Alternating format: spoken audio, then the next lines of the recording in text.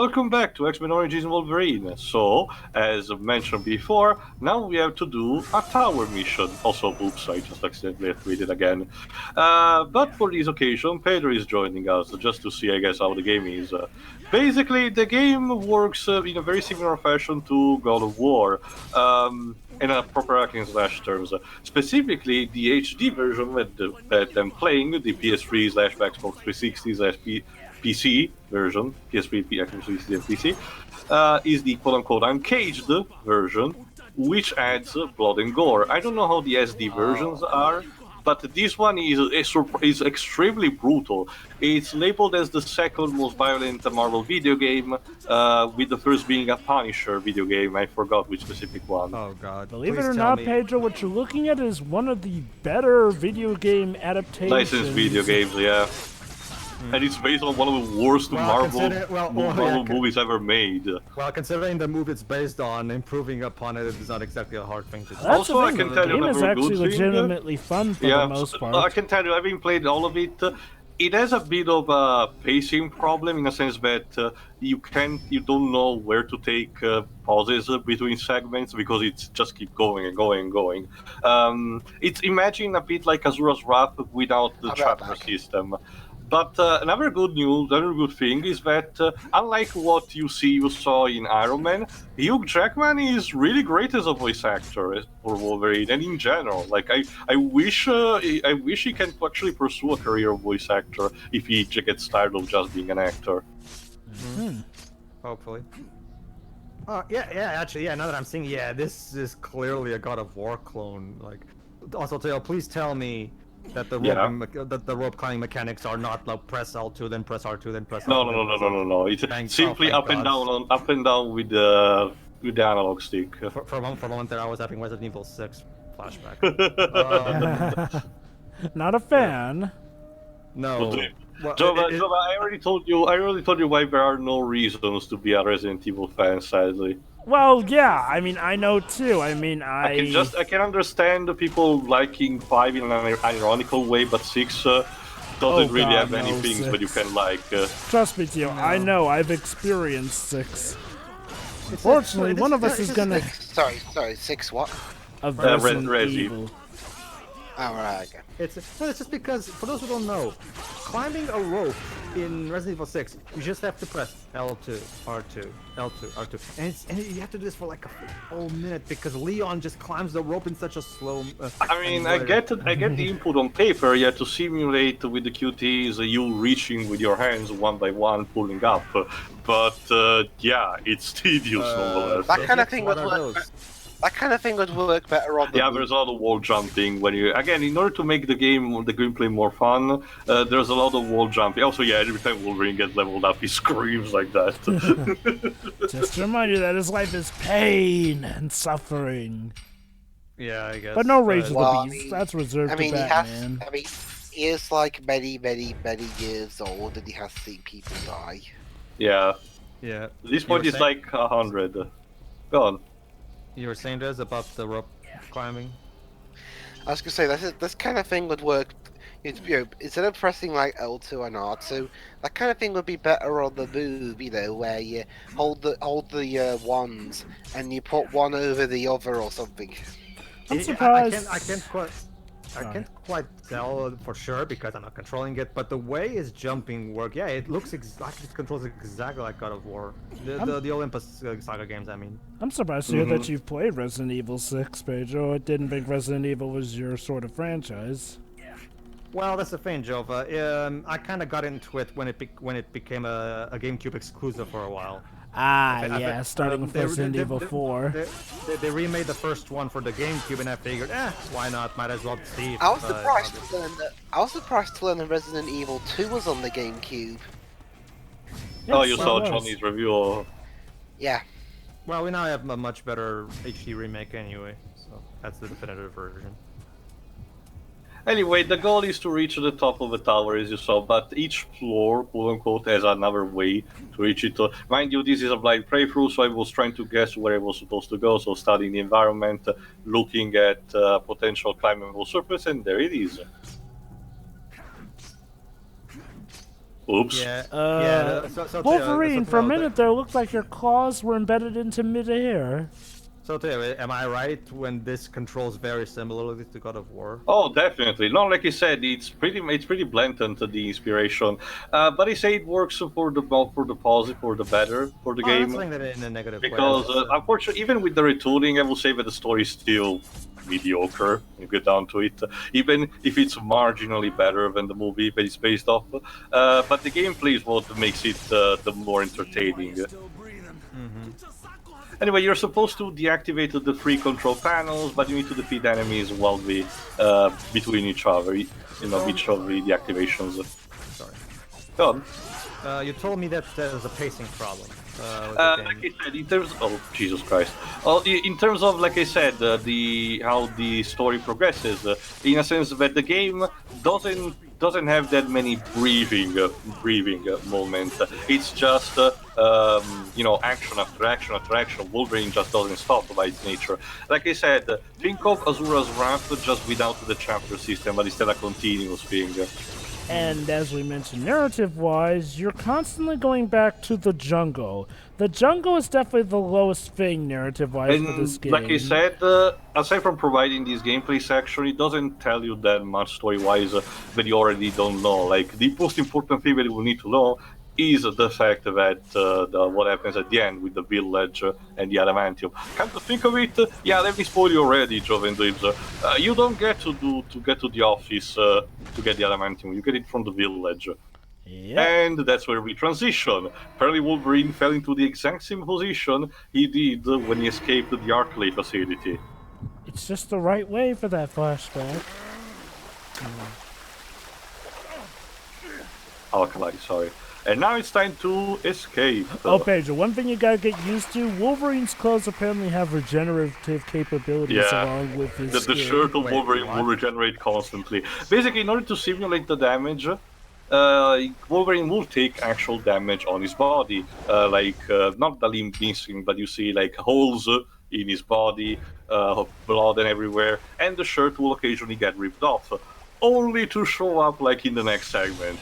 Basically, he gets to the point where he's shirtless, but then the shirt will magically regenerate itself. I am not kidding. We got a new ability, the claw drill. Basically, Wolverine, I will test you, even if you're not here later. Oh, there you go. Wolverine just goes full final Psycho Crusher, like when Bison, and just propels himself forward with a drill movement. Again, every element of the gameplay is structured to make it satisfying in just how cruel you can be towards these people. And a lot of them sort of had it coming. I suppose. Well, the Stryker Some, soldiers, yes. I suppose. But again, I will still say that the entire African army that Wolvie slaughters is probably the less guilty. But Tia, don't you see Wolverine's code is that it's only if they're not armed and if they're civilians that is okay apparently. That was quite an amazing jump right there. Yeah, one other ability that you have is the leap. If an enemy is right in the distance and the trajectory is green, Wolverine can leap onto it and already put the enemy on the ground. If it doesn't kill him immediately, you can press either a square to do a simple combo, stabbing combo, or triangle to do a jumping stabbing combo to give more damage. Like this. Hop. There you go. You were saying, Jova? Yeah, lovely. Well, actually, I was the one. Oh, sorry, go on.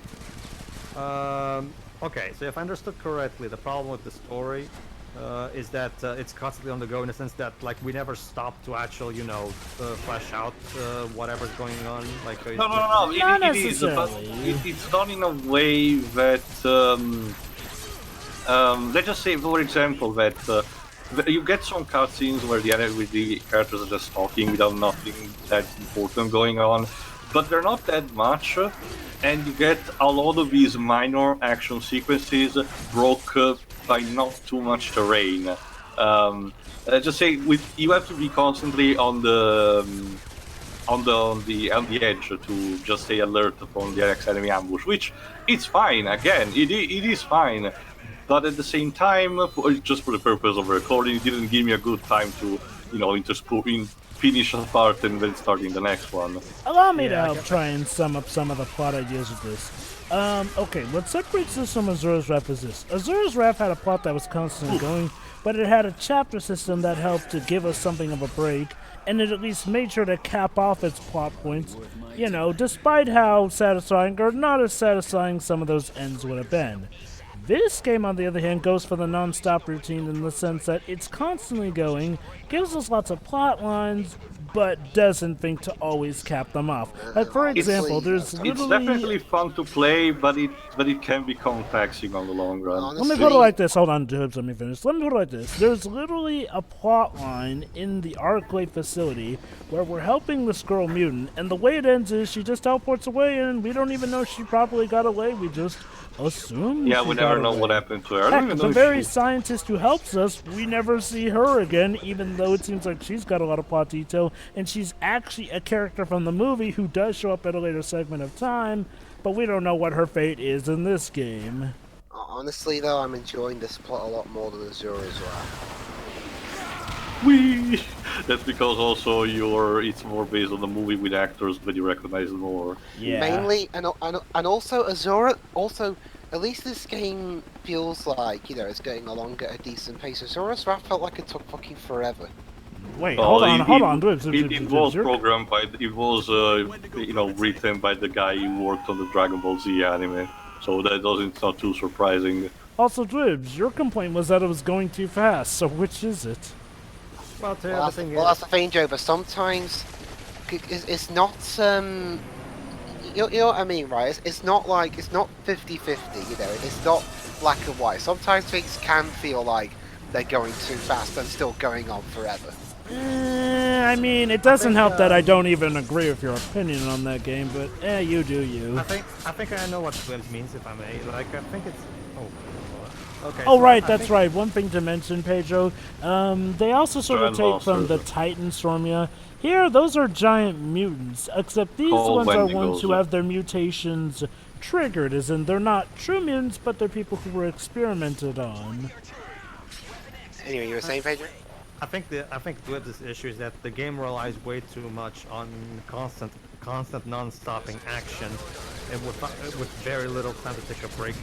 Like it goes on for so long, and to the point where the action itself becomes mundane because it's just it goes on for so long. It's one of those Even things where I- pacing is a very pacing. There's a science to pacing. It's not a matter of either going. It's not just about going either going fast or going slow. Depending on it also depends on the specific vision behind set work. Like What the fuck is... What? Sorry, like, go on. Let me do a comparison. Something like a Platinum Games game, like a Bayonetta game. Bayonetta is also similar in the sense that there's a lot of action. It's constantly on the move. But Bayonetta knows to put itself better in the sense that, yes, there's a lot of action, but at the same time, the game knows to also, even during the gameplay bits, take a bit of a breather and allow the game to just breathe. Azura's Wrath, only during the cutscenes the game is allowed to breathe. During the gameplay, the game never takes a fucking breather, so it can become exhausting. It's not so much that the reason Dwebs feels like it goes off is because it's exhausting. All artillery crews stand down. Cease fire.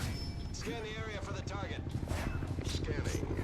It's hard to make anything out through the smoke, but I'm seeing nothing. Looks like you nailed the son of a bitch. Roger that. Squads, sweep the area and make sure. I would have thought so too, but whatever it tangled with royally kicked its ass. Fan out and keep your eyes wide. Are you the best they got to survive that? Yes, sir.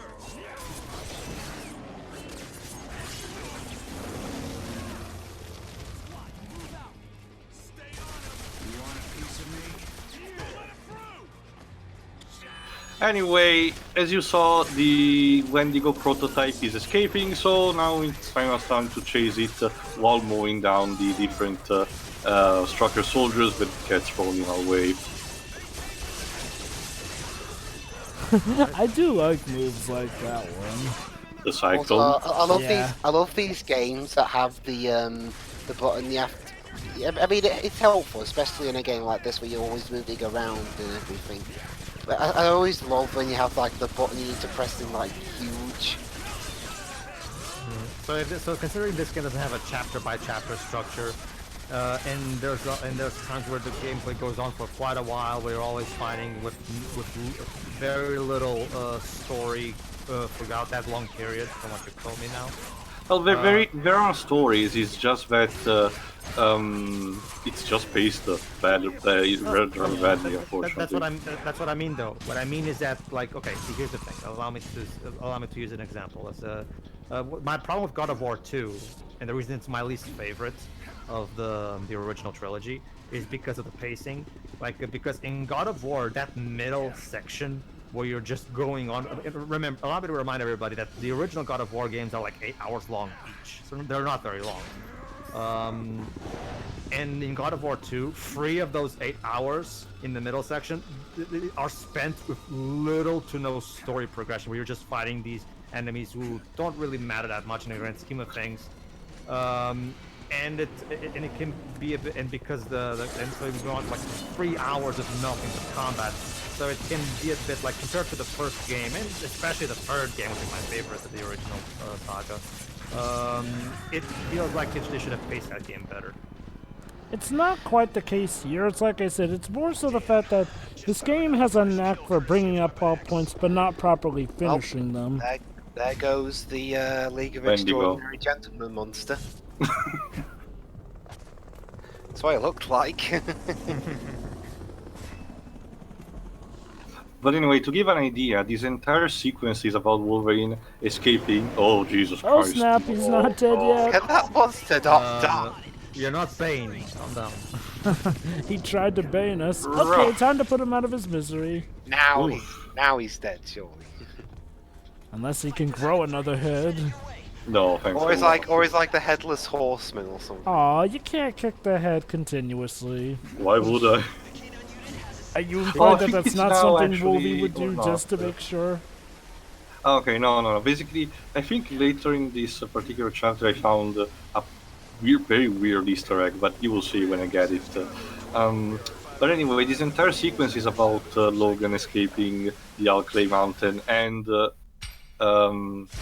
Stormtrooper facility, which culminated with the death of Agent Zero. Yes, we don't even do the sequence where Wolverine gets rescued by the 2 old people.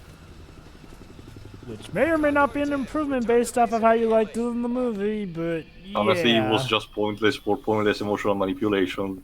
The original movie, so might as well, have it How's not. Wolverine not shivering? He's just badass, I guess. Because he's a bad. Well, to be fair, Dwebs, he's been fighting all along. So obviously, right now his body is warm. His body temperature right now is very warm. So I guess Adrenaline rush too, I guess. Combined with the fact that he's a mutant, so of course he has much more resistance than a normal human. So I think it applies just fine. Considering the circumstances. No, just see, this was the moment when Iceman was born. That's how it caused all this. But what about Firestar? Exactly. Firestar's not a mutant. Well, okay, she's a mutant in the Ultimate Universe, but still. Yeah, what I mean is that basically the Firestar is one of the lesser known. She gained popularity thanks to the Spider-Man and His Amazing Friends cartoon. Yeah. Basically, when you get Disney Plus, when it comes to the UK, be sure to check out Spider-Man and the Amazing Friends. It's classic. Was it made by Hanna-Barbera too? Yeah, it's classic Hanna-Barbera Marvel cheese, and it's just glorious. It's just so fun. And how about that? A Hanna-Barbera project from Disney. Well, I which think one was it? that was before Hanna-Barbera got bought by Warner Brothers. I know, but it still is a fun dose of irony. Which project are you talking about, Joe? Spider-Man and His Amazing Friends, Hanna-Barbera before they were owned by DC. I mean, Warner Brothers. Oh, okay. You know, Hanna-Barbera DC thing might not have been too bad, actually. I think they... Oh, no, wait. What's happening? Did they worked on something based on the Golden Age Batman? I think weren't they involved with Harvey Birdman? I think so. It would make sense considering how many of their characters were included in Harvey Birdman. And Army Birdman does have a lot of throwbacks to stuff like the Super Friends. The Super Friends done by Hanna-Barbera? Yeah. Oh, well there you go then. You see, Dweebs, back before they were called the Justice League, they were called the Super Friends. And they had a Native American character called Chief Apache. When did they drop the Super Friends name? Sometime in the 70s? 70s? It was still in the 70s? Basically with the advent of the Bronze Age. Because I mean I could see it flying in the 60s, but ever since then, I can't imagine that. Imagine if in the recent Justice League movie, when they all gathered together, what if like Superman said, "We are the Super Friends"? Oh, I could have seen Flash making a joke about that. Oh, Dweebs. Oh, okay. In that case, you guys are gonna love Justice League War because they actually do make a joke about that. Well, that's the thing, Glibs. Back when DC came out with the Super Friends name, that was back when comics were incredibly Yeah, campy. that's So what, it made, that's what I said. yeah.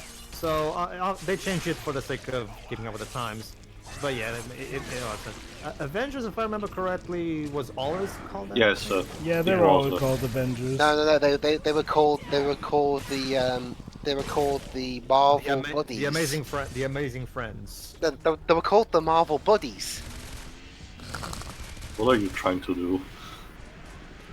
We got on your passage, Bob. Wow,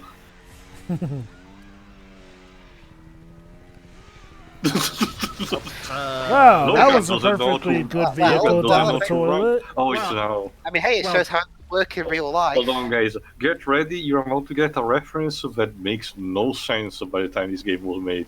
Oh boy.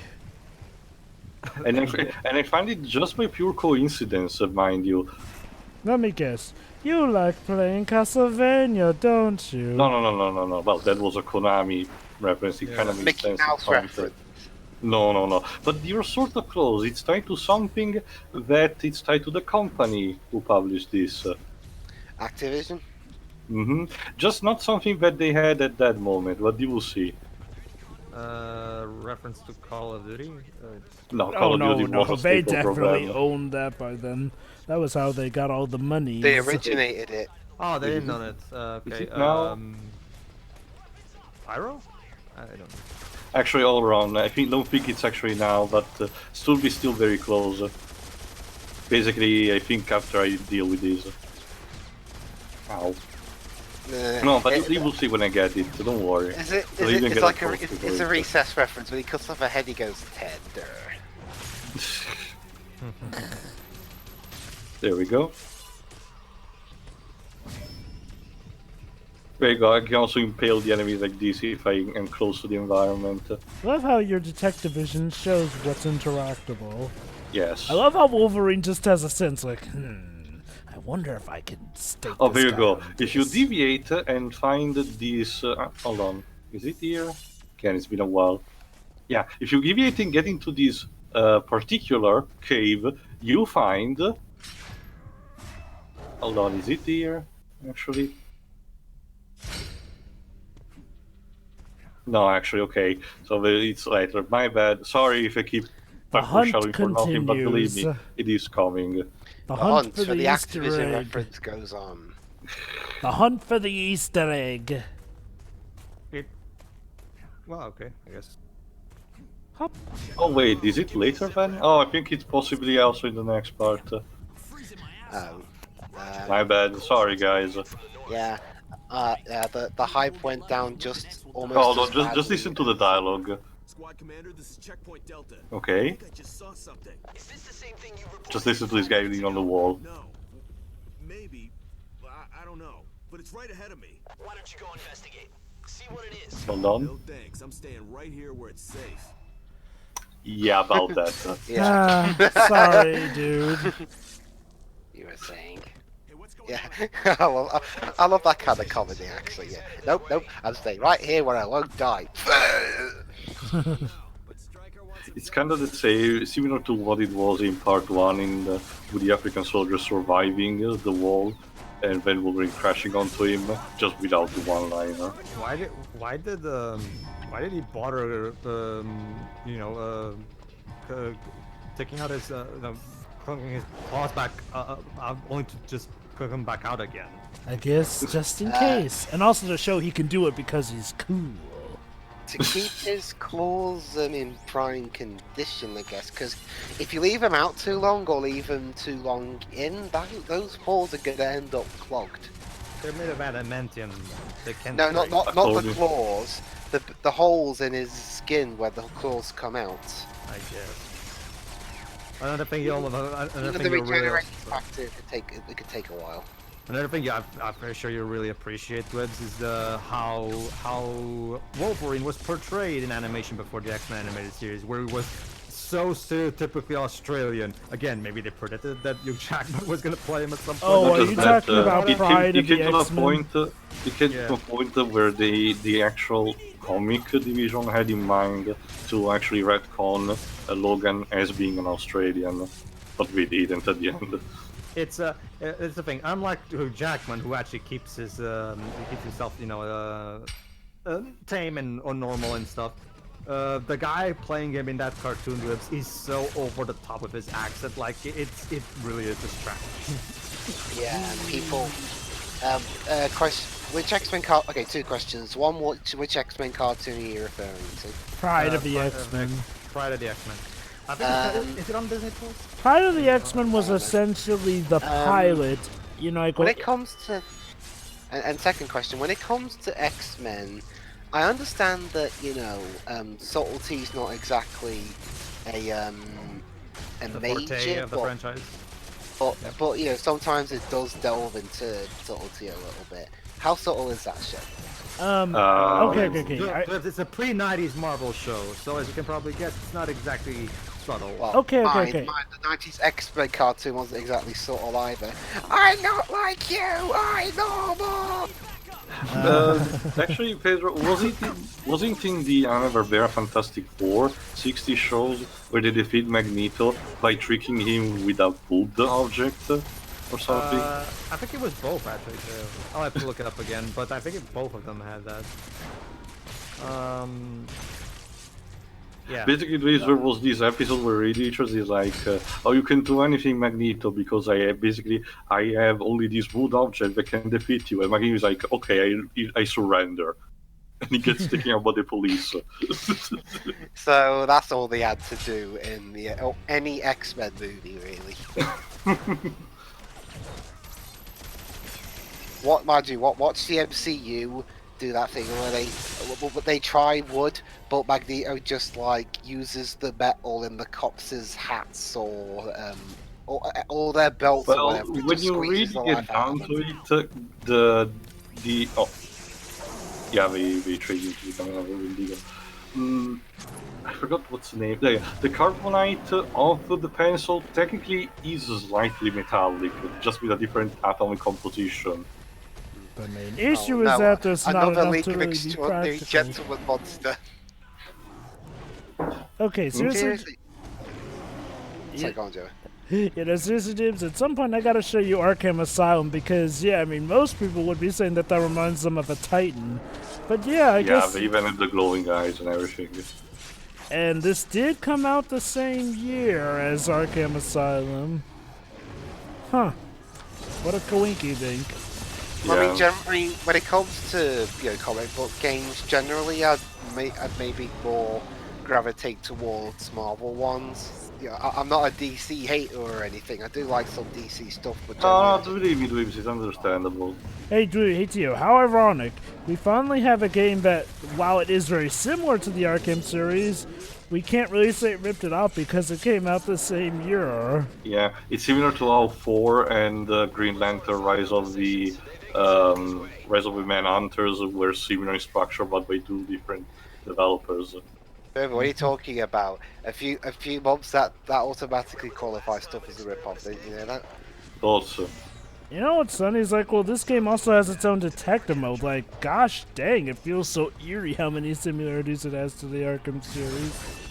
Oh no, it's not one of those game theory videos. Someone at Raven Software was said to spy on Rocksteady and copied their gameplay style almost to a T, but they never got sued. You know, Never Dribs, mind. it's funny you Never mention mind. that because there actually is a story akin to that, but with films. Have I Yes, sir? told you how the Thief and the Cobbler actually stole a bit off of Aladdin while it was in commission? But here's the thing, Yeah. Aladdin was the first one to take ideas from Thief and the Cobbler while it was in development. So essentially, it's sort of a case of inbreeding between the two movies.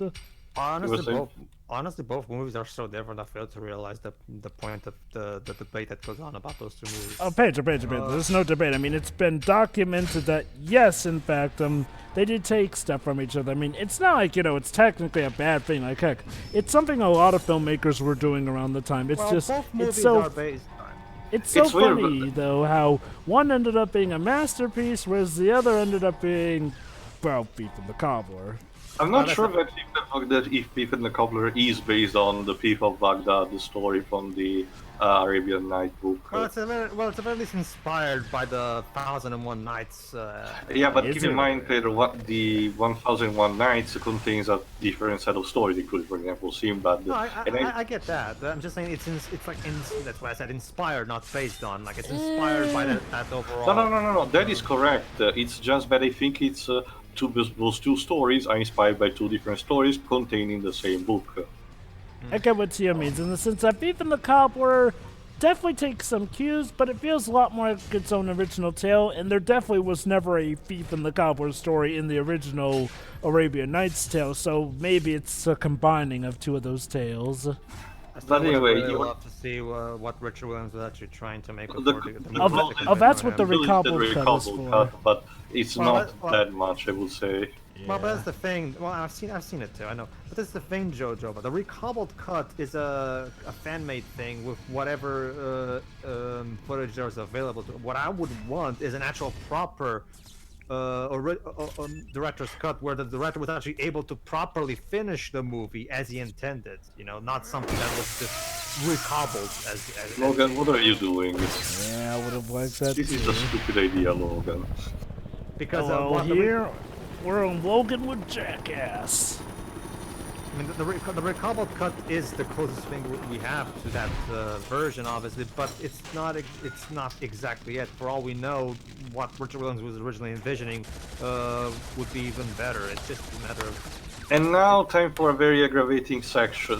Basically, you need to traverse this entire bridge while the helicopter keep harassing you. Now, normally it doesn't give you that much damage, but later on it will start demolishing the bridge, meaning that you have a time limit before getting to, the next section. But before talking about Thief and the Cobbler, you wanted to ask something? One thing that you noticed? Oh, I actually forgot what I was gonna say. Go ahead. Is it that gameplay related or something? Well, I will Okay. say. Yeah, go on. Well, I will say that at the very least, it's nice that unlike the Mega Drive game, this game does not have a time limit. It's actually LCD killing you. No. Even the health system is balanced, if you ask me. I mentioned this in part guys, 1. guys! Whatever it takes, Jova. Whatever it takes. Yes. But even the health system, like I mentioned in part 1, is balanced enough. Yes, you have the regenerating health, but it's not abused one way or the other. Yeah. Basically, Webs, there's the time limit in the Mega Drive X-Men game, or Wolverine game rather, has the stupid time limit for no reason, where a character from the Marvel Comics kills you for no real reason. Not to mention, it's a supporting character that stopped having intention of killing Wolverine a long time before the release of the game. I mean, I can understand the idea. They were trying to reference that, but not only, like Theo said, at the time it didn't make any sense, and at the same time, what a weird way to reference that bit of comic history. From what I heard, the Super Nintendo version is a bit better because it explains a bit more the story, but I'm not counting too much on it.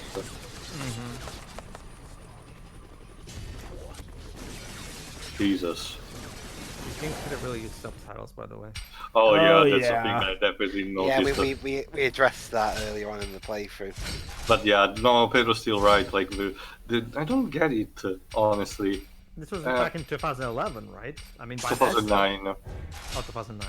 All the same, though, I mean, games around this time were all the rage with subtitles, Yeah, you know. like even the PS2 already had many games with subtitles anyway. I don't think they were that difficult to implement. Except for God of War. Many, not all of them, you know. Yeah, I know. It's just that it's such a shame that I forget. Huh. No. Well, never mind. I did mention to you, Pedro, that for the Italian dub, this comes to bite in the ass God of War 2 because during the final segment, for some reason, the audio mixing fucks up, and the characters' Italian Yeah, voices are basically- barely audible. Yeah, basically everybody, the big issue is that not only does God of War 2 lack subtitles, the sound mixing in that game is not the best. Bluepoint, when they remastered the game for the PS3, They did their best. they did their best with the poor quality recordings, but you can only do so much when the audio quality of the recordings is bad. Did they add subtitles? No. No, they didn't add subtitles, no. Oh boy, here we go. Now They just the remastered the game game. goes slow motion and the helicopter tries to destroy the bridge, and it's so... I failed so many times here, and I just cut away to the part that I managed to succeed because you barely managed to do it. Unfortunately, the problem is that you're moving rather sluggish, Wolverine. Yeah, I was gonna Pick say, up the pace. can't Wolverine just fly to the other side? Yeah, Yeah, Wolverine but- doesn't really run that fast in this But game, to be yeah. honest. And you, Sorry. yeah, like I don't get games that insist on having you move at a slow pace in a high octane situation. Yeah, that's actually a good point. Yeah, that's actually a good point that Joe was bringing up. 2009. By that point, yeah. By 2009, God of War 3 came out, and that game actually had subtitles. So even God of War had finally. Again, with the advent of the new generation of console, it should have been a given to have subtitles for your games. Yeah. It's like, okay, 5th gen, I get it, why subtitles may not have been there all the time. 6th gen, for the most part they were there, but okay, we could have some exceptions, it wasn't perfect. But by 7th gen, no, there is absolutely no excuse not to have subtitles, especially since this was the generation where games were boasting to be all the more cinematic-like, so of course you'll want to have subtitles, you know, like a movie could have. It's one of the. It really is. I guess these developers still haven't quite caught on. The sad thing is that there are even games in the 8th generation that still have this problem of no subtitles. This tends No, to be no. a big I problem, find- mostly with That's the licensed thing. games. I think the game that Raven Software developed next after this, Singularity, which again I'm planning to record anyway, I think it does actually have subtitles. So I wonder if it was a problem just for this one. Again, licensed games in particular seem like they were the ones. Yeah, and by the way, we're almost at the end of this for almost 40-minute part, and yeah, I mean, I can already tell the problem that facing that Tail was talking about. Like, it seems like Yeah, like I there's- mentioned, this entire sequence is Wolverine just escaping the Alclay Mountain section, but it just goes on and on and on. yeah. And consider yourself lucky that you actually got to see one of the ones where the plot lines get finished. Like I said, in the last part, while we got to be introduced to some new characters, we have no idea what happens to them leaving that plot arc just hanging there. Again, this is one of the worst aspects of classic God of War. This idea of just having like, okay, I don't know how long this goes on more, but at the same time, it's 40 minutes. It's not exactly the best. It's not 3 hours like in God of War 2, but for all I know, maybe there's more. And like I said, I cut off also the part where I died, so technically speaking, usually it would have been even longer. Yeah, this can be a problem. Well, obviously repetition is usually discounted when I talk about the things, but sure, the argument of those two. It can be a problem when the game literally starts. Like, for example, here's the basic case for those who haven't played the game. Well, actually, is this cutscene important? No, but as you see in Wolverine's shirt, Okay, we're done. For those who may not have played God of War 2, the problem with God of War 2, at least to me, is that it starts off really great. It starts off with some really awesome story beats at the beginning, and we know we immediately get introduced to what we're supposed to do and how we're gonna do it. Okay, so that's perfectly fine, right? So, and after the first hour or two, that's when we start our proper journey per se, where we go meet the Free Fates. The problem is that the process of getting to the Free Fates takes like 3 hours, aka like more than a third of the game, and it can be quite because there's very little plot advancement throughout those 3 hours, so it can get tiring. The pacing is not the best. Let's just put it. Anyway, see you for the next part where I can confirm you now in the next part where he actually the Easter egg. So see you for that. See See you. ya. Yeah.